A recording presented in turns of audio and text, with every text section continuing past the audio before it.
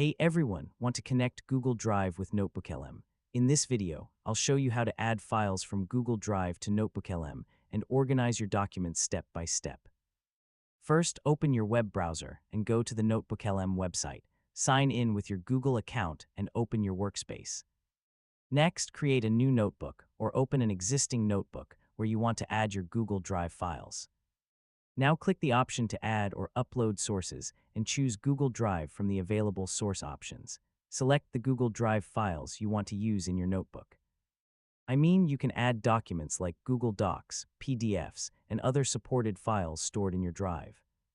After selecting your files, allow NotebookLM to access the required documents and wait while it imports and processes the sources.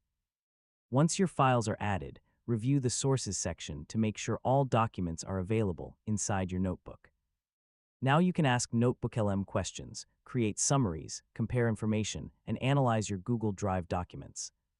If you update your Google Drive files, check your NotebookLM sources and refresh or update them when needed to keep your information current. Finally, organize your Google Drive documents with clear names and folders so you can easily find and manage your research materials.